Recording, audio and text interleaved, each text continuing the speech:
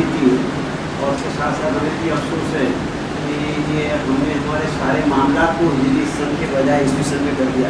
اس میں ایک میرا چھوٹا سا نقطہ چھوٹا سا شبہ ہے جو تھوڑا سا دور ہو جائے تو بڑا اچھا ہے. اب جیسے ہجری سن کے بارے میں کرنا چاہیے اس میں کوئی شک ہی نہیں ہے, یہ ہمارا سال ہے, ہمارا اسلام کا دین ہے. لیکن کبھی کبھی ایسے دل میں یہ خیال آتا ہے کہ جیسا میں نے کوئی چیز پروگرام یا کوئی وہ نکاح یا شادی یا وغیرہ یا جو کچھ بھی ہے میں نے طے کی ہجری سن کے حساب سے, تو ہمارے یہاں معاملہ ایسا ہوتا ہے کہ ایک تو چاند کا بھروسہ نہیں رہتا ہے, تو وہ تاریخ آگے پیچھے ہو سکتی ہے. میں نے 18 محرم الحرام کو ایک تاریخ فکس کی اور وہ انگلش کی تاریخ سے یہ تاریخ پہ آتا ہے, لیکن دراصل وہ یا تو ایک دن پہلے آ سکتی ہے یا ایک دن بعد میں آ سکتی ہے. تو ایسے معاملات میں ہم کس طرح سے اس کو یعنی کلیئر کر سکیں تاکہ ہم بھی اس کے ساتھ میں اس کو زیادہ اچھی طور سے اس پہ عمل پیرا ہو سکے. کبھی کبھی ہمارے میں ڈاؤٹ آ جاتا ہے کہ بھائی ہم چاہتے ہیں کہ بھائی ہجری سن سے ہم کوئی پروگرام کریں, ہمارا کوئی بھی چیز متعین کریں, لیکن ہمارا جو چاند کا مسئلہ ہے وہ بڑا سنجیدہ ہے, تو کبھی کبھی ڈر لگتا ہے کہ آگے پیچھے ہونے کے چانس ہے. تو ایسی حالت میں ہم کیا کریں؟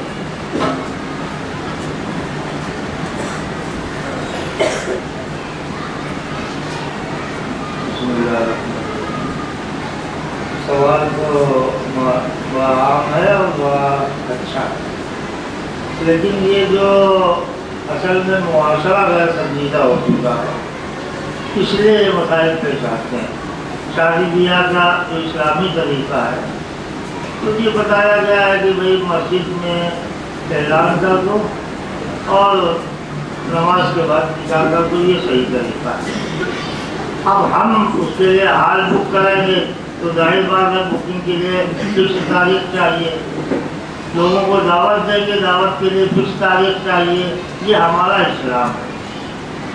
اگر ہمیں شادی کرنا ہے تو ٹھیک ہے 18 محرم یا یکم سفر کا اعلان کر دیں, وہ ایک دن آگے سفر ہوگی تو بھی ہم نکاح کر سکتے ہیں اسلامی طریقے سے, اور ایک دن بعد ہوگی تو بھی اسلامی طریقے سے کر سکتے ہیں. پھر بہت سے مسائل ہیں. عید تو چاندی سے آتی ہے, کبھی ایک دن پیچھے کے ایک دن آگے, لیکن عید ہوتی ہے لیکن پورا سماج اس پہ اکٹھا ہو جاتا ہے. اب بہت سے مسائل ہیں کہ ہم نے اس کو اپنے اوپر جب لازم کر لیا ہے دوسری چیز ہے وہاں مشکل پیش آتی ہے. اگر اسلامی طریقے میں جو سادگی ہے تو وہاں شاید کوئی مشکل پیش نہیں آئے.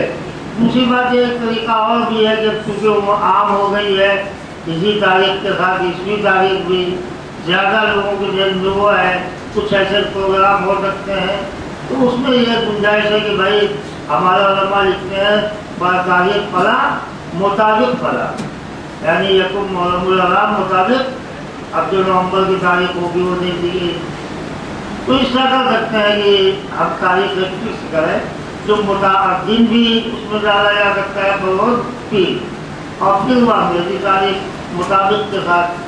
تو اب اس میں اگر آگے ہجری تاریخ آگے پیچھے ہو گئی تو دن پڑا ہوگا تو انشاءاللہ کوئی مسئلہ ایسا نہ ہوگا. لیکن جو کہنے کا مقصد یہ تھا کہ ہمیں اس کو رائج کرنا چاہیے کوتاہی سے, کہ ہمارے یہاں یہ رائج نہیں, جس انداز سے رواج ہونا چاہیے اس انداز سے یہ رائج نہیں ہے. علماء بھی شاید اگر جلدی پوچھ لیں تو تاریخ نہیں بتا پائیں گے, تو جائے مسجد کے خادم مؤذن بتا لیں گے, اس لیے روز ان کو تاریخ بدل نہیں پڑتی. وہ حضرات جو فتوے لکھتے ہیں عام طور سے اب تک یہ اہتمام تھا اور اب بھی ہے, بڑی حد تک کی یہ ہجری تاریخ لکھی جاتی ہے تو وہ فتویٰ لکھنے والا بتائے گا, اس کو معلوم ہے کل کیا لکھا تھا آج کیا لکھنا ہے. یہ دو طبقوں کے علاوہ شاید کوئی جلدی ہجری تاریخ نہیں بتا پائے گا. کہنے کا مقصد بھی یہ ہے کہ اس کو عام کریں, اور ہمارے جتنے مسائل ہیں نماز بھی ہجری تاریخ سے, عید وغیرہ, روزہ بھی ہجری تاریخ سے, زکوٰۃ بھی ہجری تاریخ سے, حج بھی ہجری تاریخ سے, عورت کی عدت بھی ہجری تاریخ سے, یعنی جتنا کچھ ہے ہجری تاریخ سے ہے. تو جو شریعت کا پورا نظام اس کے ارد گرد ہے اس انداز سے ہمیں کم از کم معلوم رہنا چاہیے, اور معاملات جس حد تک ہو سکتے ہیں وہ کیے جائے جہاں دشواری ہو تو کوئی بات نہیں, آپ مطابق کہہ کے اگلی تاریخ کو استعمال کریں تو کوئی حل نہیں. کوئی اور صاحب سلام سوال کرنا چاہتے ہیں؟ میرا سوال یہ ہے کہ ہمارے اسلامی تاریخ کے حساب سے کیا ایسا کچھ ہے کہ پرٹیکولر یہ مہینے میں ہمیں کچھ اچھا نہیں، یعنی جیسے کچھ چیز نہیں، جیسے شادی نہیں کرنی چاہیے، ایسا کچھ رواج ہے ہمارے اسلام میں کہ یہ چیز، کیونکہ بہت لوگ کو میں نے سنا ہے کہ ہمیں یہ ٹائم سے پرٹیکولرلی مجھے نہیں پتہ ہے، پر لوگ کہتے ہیں اکثر کہ اپنے میں یہ اتنے ٹائم سے اتنے ٹائم تک یہ شادی نہیں کرنا چاہیے یا ایسا کچھ، تو اس کے بارے میں مجھے پوچھنا ہے کہ ایسا کچھ اسلام میں ہے پرٹیکولر کوئی مہینے میں یا کوئی ڈیٹ ایسا؟ یہ ہم ہندوستان میں رہ کے ایک دوسرا نظام ہے یہاں، یہ ستاروں کی رفتار کا، اس حساب سے یہاں شبھ گھڑی اور شبھ گھڑی کا انتخاب کیا جاتا ہے، لیکن اسلام میں شبھ اور اشبھ نہیں ہے، جتنے دن اور تاریخیں ہیں سب اللہ کی بنائی ہوئی ہے، ساتھ جس کو اللہ نے فضیلت دی وہ افضل کہلائے گا۔ افضلیت تو ہو سکتی ہے لیکن نحوست نہیں ہو سکتی۔ رمضان کا مہینہ افضل ہے، اللہ نے اس کو افضل کیا ہے، اور جن تاریخوں میں روزہ اور عبادت کا حکم ہے وہ افضل تاریخیں ہیں، لیکن افضل کے مقابلے میں غیر افضل اس طرح کی وہ برے ہو جائے یا منحوس ہو جائے ایسا نہیں ہے۔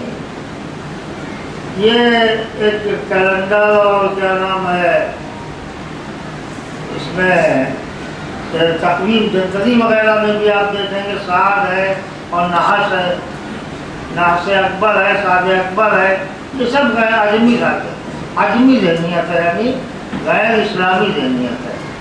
کہیں بہت سے لوگوں کے یہاں اس کی بڑی اہمیت ہے، وہی چاند فلاں کا 27 کے بعد منحوس ہو جاتا ہے، اس کو نحس لکھتے ہیں، تو یہ اسلام میں کچھ بھی نہیں ہے۔ اچھا یہاں ہمارے لوگوں نے اس کو بعد جگہ اپنایا، مجھے ایک واقعہ یاد آیا کہ ایک گاؤں تھا، بہت بڑا گاؤں تھا، ہمارے بچپن میں بھی آپ کو وہاں 22,000 کی ہوٹل لسٹ ہے، تو ایک ہی آدمی بیچارہ نکاح پڑھاتا تھا، تو ایک دن میں کئی بار کر ہوتی تھی، تو اس کو ہر جگہ پہنچتا تو وہ پہلے سے طے کر دیتا تھا کہ نام کیا ہے لڑکے کا اور کیا لڑکی کا نام ہے، یہ ہے اچھا تمہارے 10 بجے کا وقت ہے۔ اس کے بعد دوسرے کا پوچھا، 10 بجے کے بعد اس کو 12 بجے کا وقت دیا، پھر شام تک وہ 4-5 7 کی براتیں تھیں، سب کو اپنے حساب سے وقت دیتا تھا اور تاثر دیے کہ بھائی تمہارے لیے یہ مبارک ہے اور یہ نامبارک ہے۔ ایسے ہی بہت سے لوگ رمضان میں پسند نہیں کرتے یا منحوس سمجھتے ہیں، اس کی بھی کوئی حقیقت نہیں۔ رمضان میں روزہ دن کو رکھنا ہے، رات کو اجازت ہے، عورتوں کے قریب جانے کی بھی شاید اس کی وجہ سے لوگوں کے دن میں آیا ہوگا۔ محرم الحرام میں بہت سے لوگ شادی بیاہ کو غلط سمجھتے ہیں، یہ صرف ہندوستان میں ہے، عربوں کے یہاں نکاح پورے محرم میں ہوتا ہے، اور 10 محرم الحرام کو بھی وہ شادی بیاہ کرتے ہیں، کرتے ہوئے لوگوں نے دیکھا۔ ایسا کچھ نہیں ہے، اسلام میں کچھ نہیں ہے، یہ سب آدمی ذہنیت کی پیداوار ہے اور دوسروں سے متاثر ہو کے چیزیں ہمارے اندر آ رہی ہیں۔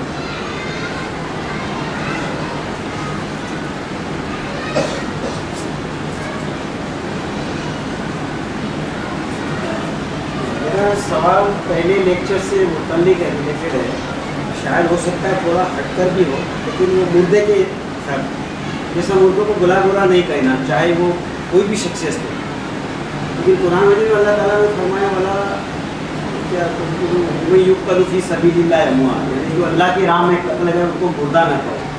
تو یہ آیت کو لے کے کبھی کبھی کچھ ایسے لوگوں کو ذہن میں خیال آتا ہے کہ وہ زندہ ہیں، حالانکہ ہم کو اس کا شعور نہیں کس طرح زندہ ہے۔ لوگ یہ کہتے ہیں کہ ہم اسے پانی پی سکتے ہیں، ان کو کھاتے ہیں پیتے ہیں، اب کس طرح سے کرتے ہو معلوم نہیں۔ تو یہ کیا ذرا اس کے اوپر تھوڑی سی ہلکی سی روشنی آ جائے تو اچھا رہے گا، تاکہ لوگوں کے دلوں میں یہ بہت غلط خیال ہے کہ جیسا ہم کسی کے پاس بھی جا کے ایسا وہ مانگتے یا اپنی حاجت روائی کرتے ہیں، ہم اس کو کشائی مانگتے ہیں، اس سے دعا کرتے ہیں یہ اللہ کے بزرگ ہیں، یہ ہمارا وشواس کریں گے وغیرہ، اس کا ذرا تھوڑا سا اگر کلیئرٹی ہو جائے تو اچھا ہے میرا عام لوگ۔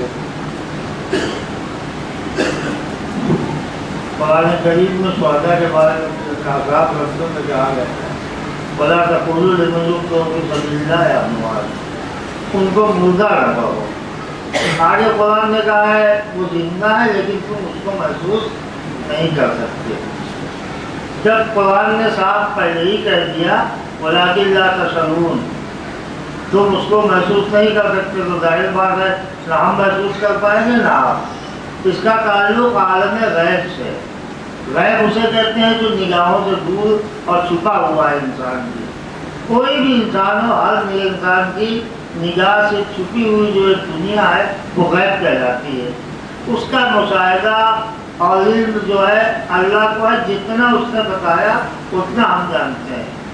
حضور صلی اللہ علیہ وسلم کو بتایا گیا، انہوں نے امت کو بتایا کہ مرنے کے بعد یہ ہوگا، یہ مراحل ہوں گے، یہ سوال جواب ہوگا، یہ قیامت میں سے سب غیب کی بات ہے۔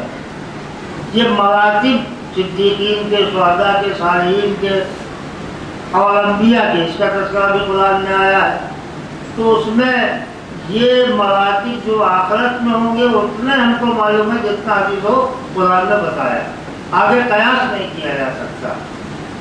اب یہ جہاں تک شہداء کی بات ہے تو قرآن کریم نے پہلے نمبر پہ انبیاء کا تذکرہ کیا ہے، صدیقین کا تذکرہ کیا ہے، شہداء کا تذکرہ کیا ہے اور صالحین کا تذکرہ کیا ہے۔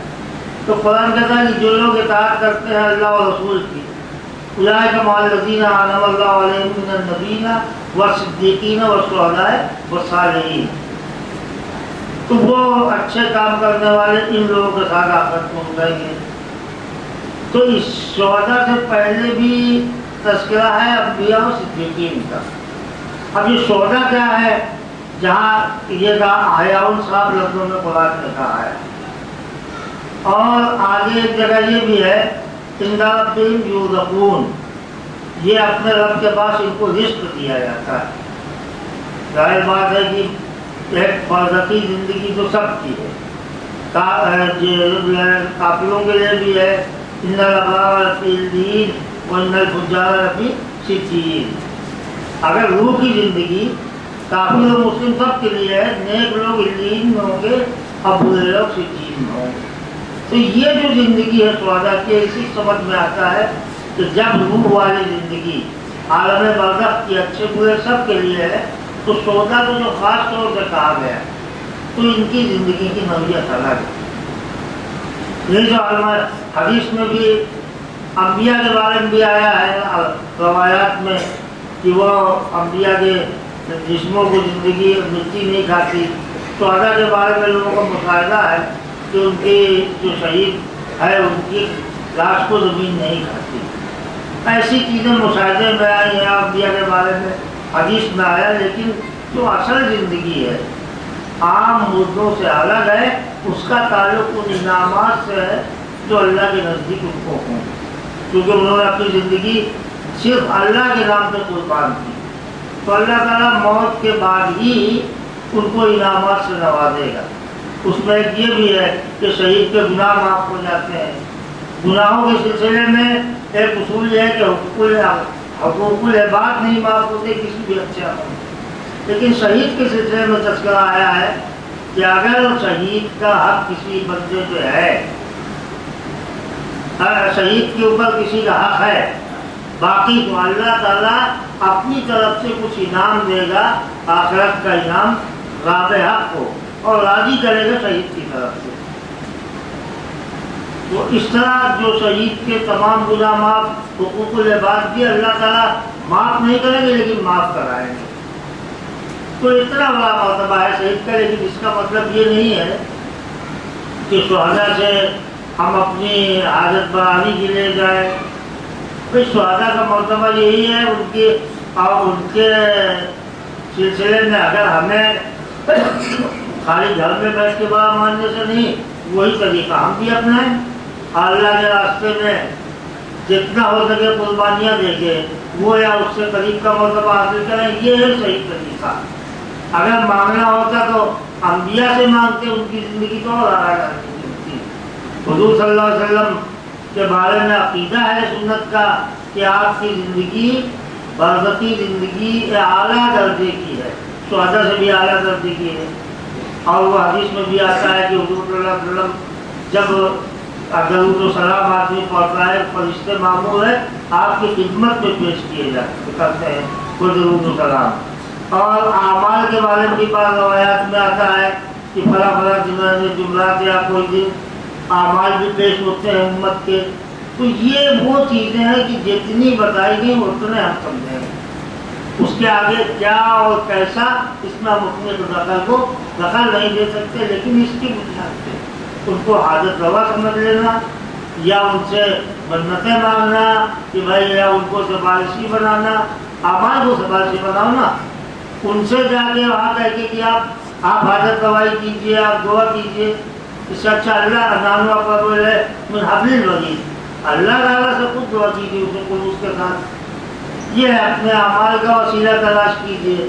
بہت مرتبہ یہ ہوتا ہے کہ ٹھیک ہے جو بزرگان دین ہے کہ آپ کے بڑا مقرب بننے ہیں، اللہ ہم ان کے ماننے والے ہیں، ان کی برکت سے ہماری مشکل اتنی حد تک گنجائش ہے. آگے ان سے مانگنے یا ان کے پاس جا کر کے کچھ کہنے حاجت روائی حاجت طلبی کی کوئی گنجائش اسلام میں نہیں ہے.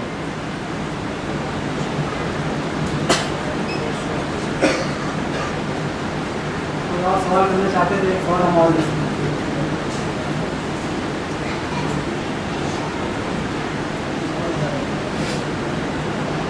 السلام علیکم.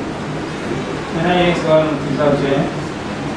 میں اس بار 12 ربیع کا سبق میں تھا یہ چھتیس گڑھ، تو دیکھا ہے 12 ربیع میں اتنا جلوس نکالتے ہیں، موٹر سائیکل کا جلوس، کار کا جلوس، اور عورت مرد ایک ساتھ مل کر بجنا وہ کیا اس میں کیا 12 ربیع الاول کے بارے میں بتائیے کیا کرنا ہے اس دن میں، کیا جلوس نکال کر جائز ہے اس وقت.